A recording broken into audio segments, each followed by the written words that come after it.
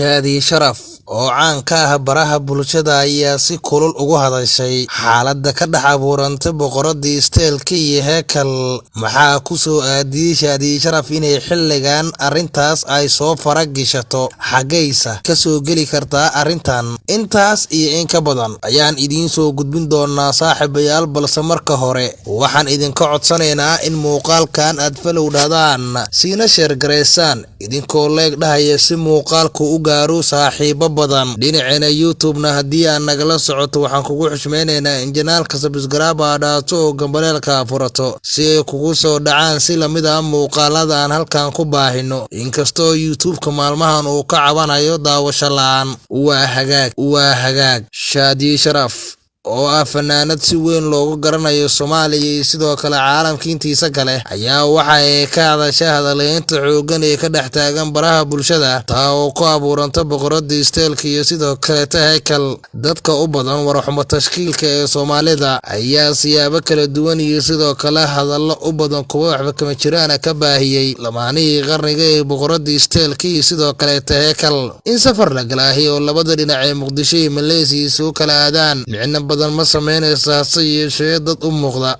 in ay views yar ka sameynayaan ayaa warka waxa ay u bedelayeen siyaabooyin aan caadi ahayn. Shaadi Sharaf ayaa xilligan noqotay gabadhii ugu horeysay fanaanada ee afka furata kana hadasha arrinka lamaanaha qarniga. Waxa ayna tilmaamtay in la doonayo in lagu tunto sharafka labada dhinac iyadoo si weyn isku xijisay gabarta lagu magacaabo boqoradii isteelka taa oo goor sii horeysay muuqaal ay ku soo dhex duubtay aaladda TikTok ku shaacisay in dadku waxay sheegayaan inay yihiin kuwa waxba kama jiraana.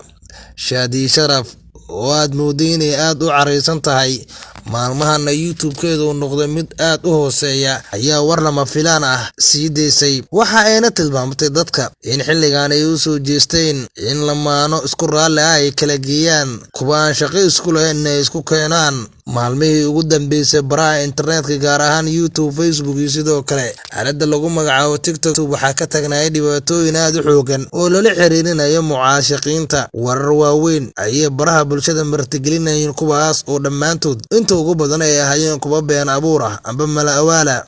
Shaadi Sharaf qudheeda waxa ay mar hore sii deysay in seegeeda Cabdifataax uu la guursaday xaas kale taas oo noqotay mid been abuur ah. Lalama yaabi doono in Shaadi Sharaf xilligan ay cabato dadka baraha bulshada siyaabaha kala duwan ugu nool. Yeeshee markan waxay u digaysaa dadka caadiystay inay dadka ay kala geeyaan amba ay kala furaan amba sidoo kale guri dhisan ay ku dunshaan. Gabadhan fanaanada caanka ah ayaa markan furka tuurata waxaana laga dhursugi doonaa hadalladeeda saacadaha soo socda si markaasi ugu falcelin doonaan dadka. Waqtidiina noogu reeba qaybta hoose ee faallada siina share gareeya muuqaalkan si uu u gaaro saaxiibo badan.